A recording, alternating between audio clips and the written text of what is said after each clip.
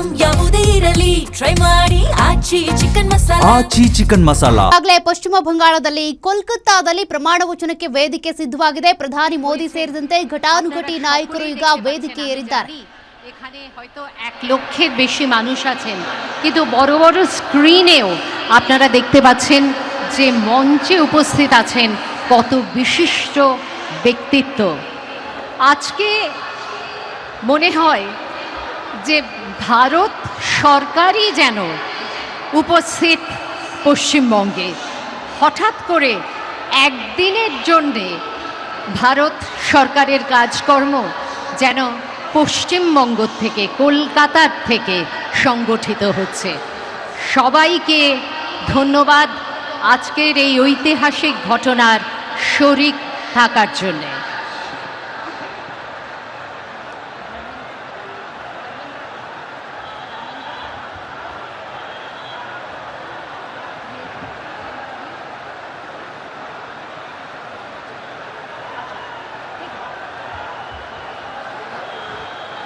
Mithun Chakraborty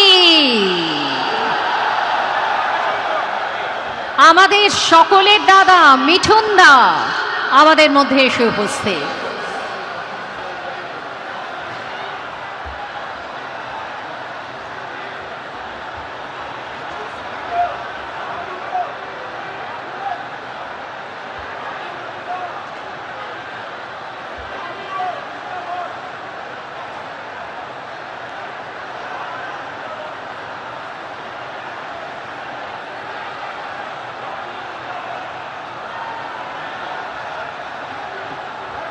Mithun Chakraborty, symbol of energy. এসে পৌঁছে গেছেন মাননীয় প্রধানমন্ত্রী, আমাদের পরম আদরণীয় প্রধানমন্ত্রী শ্রী নরেন্দ্র মোদীজি।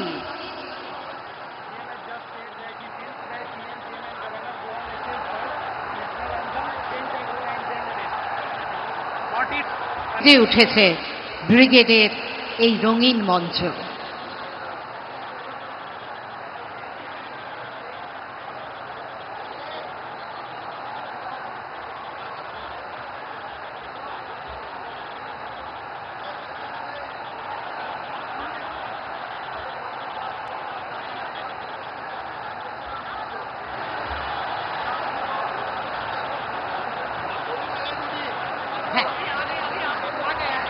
আমাদের মধ্যে এসে পৌঁছে গেছেন মাননীয় প্রধানমন্ত্রী, আমাদের পরম আদরণীয় প্রধানমন্ত্রী শ্রী নরেন্দ্র মোদীজি।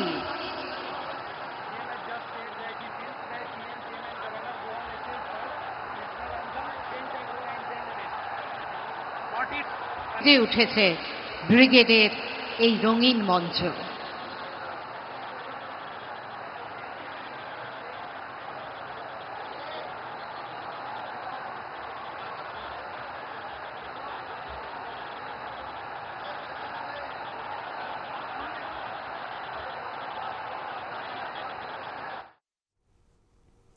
ಪಶ್ಚಿಮ ಬಂಗಾಳದಲ್ಲಿ ಕೊನೆಗೂ ಬಿಜೆಪಿ ಅಧಿಕಾರದ ಚುಕ್ಕಾಣಿ ಏರುವಂತ ಕಾರ್ಯಕ್ರಮ, ಪದಗ್ರಹಣ ಕಾರ್ಯಕ್ರಮ ನಡೀತಾ ಇದೆ. ಗಮನಿಸ್ತಾ ಇದ್ದೀರಿ ಎಷ್ಟು ಅದ್ಧೂರಿಯಾದಂತ ಕಾರ್ಯಕ್ರಮ ಅಂತ. ಕಾರಣ ಇಲ್ಲಿವರೆಗೂ 3 ಅವಧಿಗೆ ಟಿಎಂಸಿ ಅಥವಾ ಮಮತಾ ಬ್ಯಾನರ್ಜಿ ಅವರೇನಿದ್ದಾರೆ ಅಧಿಕಾರವನ್ನು ಹಿಡಿದಿದ್ರು. ಆದರೆ ಈಗ ಆ ಟಿಎಂಸಿ ಪೂರ್ತಿ ವಾಶ್ಔಟ್ ಮಾಡಿ ಬಿಜೆಪಿ ಅಧಿಕಾರಕ್ಕೆ ಬರ್ತಾ ಇರುವಂತ ಸಮಯ ಇದು. ಹಾಗಾಗಿ ಈಗಾಗಲೇ ಪ್ರಧಾನಿ ನರೇಂದ್ರ ಮೋದಿ, ಅಮಿತ್ ಶಾ ಸೇರಿದಂತೆ ಘಟಾನುಘಟಿ ನಾಯಕರೆಲ್ಲರೂ ಕೂಡ, ಬರೀ ಪಶ್ಚಿಮ ಬಂಗಾಳದ ನಾಯಕರು ಮಾತ್ರ ಅಲ್ಲ, ಬಿಜೆಪಿ ಅಧಿಕಾರದಲ್ಲಿರುವಂಥ 22 ರಾಜ್ಯಗಳಲ್ಲಿ ಏನು ಅಧಿಕಾರದಲ್ಲಿದೆ ಅಲ್ಲಿನ ಪ್ರಮುಖ ನಾಯಕರು ಕೂಡ ಇಲ್ಲಿ ಬಂದಿದ್ದಾರೆ. ಕೋಲ್ಕತ್ತಾದಲ್ಲಿ ನಡೀತಾ ಇರುವಂಥ ಪದಗ್ರಹಣ ಕಾರ್ಯಕ್ರಮ. ಪಶ್ಚಿಮ ಬಂಗಾಳದಲ್ಲಿ ಬಿಜೆಪಿ ಅಧಿಕಾರ ಹಿಡಿಯುತ್ತೆ ಅಂತ ಯಾರೂ ಕೂಡ ಎಣಿಸಿರ್ಲಿಕ್ಕಿಲ್ಲ. ಬಟ್ ಟಿಎಂಸಿ ಬದಲಿಗೆ ಮತ್ತೊಂದು ಆಪ್ಷನ್ ಯಾವುದು ಅಂತ ಬಂದಾಗ ಬಿಜೆಪಿಯನ್ನ ಜನರು ಆಯ್ಕೆ ಮಾಡಿಕೊಂಡಿದ್ದಾರೆ. ಇವತ್ತು ಪದಗ್ರಹಣ ಕಾರ್ಯಕ್ರಮ. ಸುವೇಂದು ಅಧಿಕಾರಿಯವರು ಈಗಾಗಲೇ ಶಾಸಕಾಂಗ ಪಕ್ಷದ ನಾಯಕನಾಗಿ ಆಯ್ಕೆಯಾಗಿದ್ದು, ಸಿಎಂ ಆಗಿ ಆಯ್ಕೆಯಾಗಿದ್ದು, ಈಗ ಅವರು ಇನ್ನೇನು ಪದಗ್ರಹಣವನ್ನು ಮಾಡಬೇಕಿದೆ, ಪ್ರಮಾಣ ವಚನವನ್ನು ಸ್ವೀಕಾರ ಮಾಡಬೇಕಿದೆ. ಪಶ್ಚಿಮ ಬಂಗಾಳದಲ್ಲೂ ಕೂಡ ಈಗ ಕೇಸರಿ ಕಹಳೆ ಮೊಳಗ್ತಾ ಇದೆ. ಕಾರಣ 21 ರಾಜ್ಯಗಳಲ್ಲಿ ಅಧಿಕಾರದ ಚುಕ್ಕಾಣಿ ಹಿಡಿದಿರುವಂಥ ಎನ್ಡಿಎ ಒಕ್ಕೂಟ ಏನಿದೆ, ಪಶ್ಚಿಮ ಬಂಗಾಳದಲ್ಲಿ ಈ ಬಾರಿ ಹಿಂಗಾದ್ರೂ ಮಾಡಿ ಅಧಿಕಾರ ಹಿಡಿಲೇಬೇಕು ಅನ್ನುವಂಥ ಕಾರಣಕ್ಕೆ ಸಾಕಷ್ಟು ಸ್ಟ್ರಾಟಜಿಗಳನ್ನು ಬಳಸಿತ್ತು. ಅದೆಲ್ಲವೂ ಕೂಡ ವರ್ಕೌಟ್ ಆದಂತೆ ಕಾಣಿಸ್ತಾ ಇದೆ. ಜೊತೆಗೆ ಪಶ್ಚಿಮ ಬಂಗಾಳದಲ್ಲಿ TMCಯ ವಿರುದ್ಧ ಆಡಳಿತ ವಿರೋಧಿ ಅಲೆ ಏನಿತ್ತು ಅದನ್ನು ಎನ್ಕ್ಯಾಶ್ ಮಾಡಿಕೊಂಡಂಥ BJP ಸಮರ್ಪಕವಾಗಿ ಪ್ರಚಾರ ಮಾಡ್ತು, ರ್ಯಾಲಿ ಮಾಡ್ತು, ಕೊನೆಗೂ ಗೆದ್ದೇ ಬಿಟ್ಟಿದೆ. ಸದ್ಯ ಈಗ ಪದಗ್ರಹಣ ಕಾರ್ಯಕ್ರಮಕ್ಕೆ ಅನೇಕ ಮುಖಂಡರು, ನಾಯಕರು ಈಗಾಗಲೇ ಬಂದಿದ್ದಾರೆ. ಸುವೇಂದು ಅಧಿಕಾರಿ ಏನಿದ್ದಾರೆ ಅವರು ನಡೆದು ಬಂದಂಥ ಹಾದಿಯ ಬಗ್ಗೆನೂ ಕೂಡ ನೀವು ಡೀಟೇಲ್ಸನ್ನು ಅಲ್ಲಿ ಗಮನಿಸಬಹುದು. ಈ ಹಿಂದೆ ಅವರು TMCಯಲ್ಲೇ ಇದ್ದರು. 2020ರಲ್ಲಿ BJPಗೆ ಸೇರ್ಪಡೆ ಆದರು. BJPಯ ಮೊದಲ ಮುಖ್ಯಮಂತ್ರಿಯಾಗಿ ಈಗ ಪಶ್ಚಿಮ ಬಂಗಾಳದಲ್ಲಿ BJP ಅಧಿಕಾರವನ್ನು ಹಿಡಿತಾ ಇರುವಂಥದ್ದು. ಇವತ್ತು ಅವರು ಅಧಿಕಾರ ಸ್ವೀಕಾರ ಮಾಡೋದಕ್ಕೆ ಅಥವಾ ಪ್ರಮಾಣ ವಚನ ಸ್ವೀಕಾರಕ್ಕೆ ಕ್ಷಣಗಣನೆ ಎದುರಾಗಿದೆ. ಎಲ್ಲ ಕಡೆನೂ ಕೂಡ ಕೇಸರಿಮಯ ಆಗಿ ಹೋಗಿದೆ. ಕೇಸರಿ ಬಾವುಟಗಳು, ಬಂಟಿಂಗ್ಸ್ಗಳು ರಾರಾಜಿಸ್ತಾ ಇವೆ. ಇನ್ನು ಪ್ರಧಾನಿ ನರೇಂದ್ರ ಮೋದಿಯವರ ಆ ಆಗಮನವನ್ನು ಕಂಡು ಅನೇಕರು ಕಣ್ತುಂಬಿಕೊಂಡಿದ್ದಾರೆ.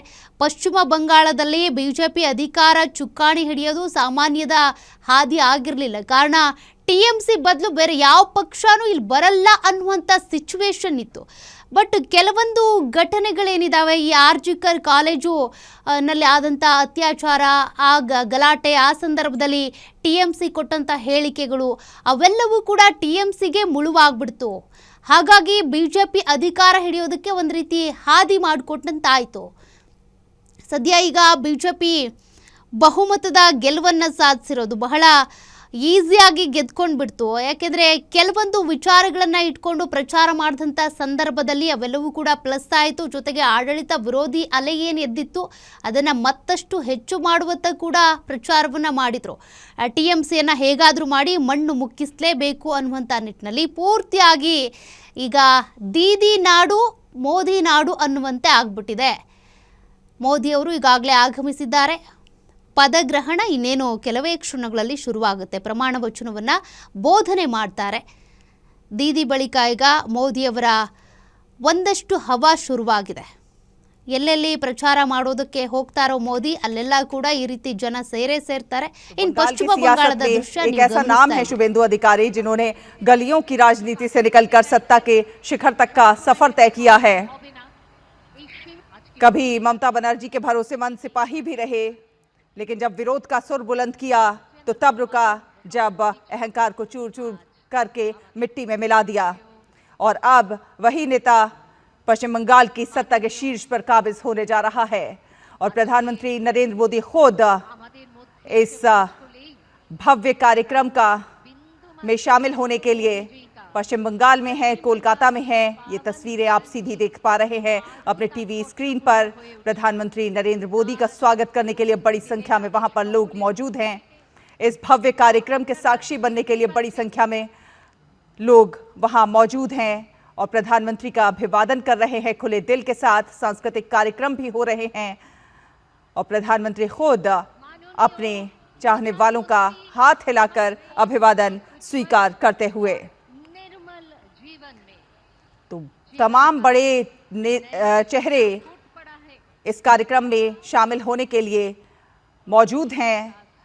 स्टेज की बात की जाए तो स्टेज काफ़ी सशक्त है और जिस तरह से कई बड़े नेता BJP NDA के एक मंच पर है वो उस ताकत की गवाही दे रहा है. तो टैगोर जयंती के अवसर पर ये शपथ ग्रहण समारोह आयोजित किया जा रहा है. बंगाल की राजनीति में कहीं ना कहीं आज से एक नए युग की, नए अध्याय की शुरुआत. पावन धरती पर हार्दिक अभिनंदन एवं कोटि कोटि नमन. आइए जोरदार करतल ध्वनि के साथ स्वागत करते हैं सर्वप्रिय जनप्रिय प्रधानमंत्री श्री नरेंद्र मोदी जी का.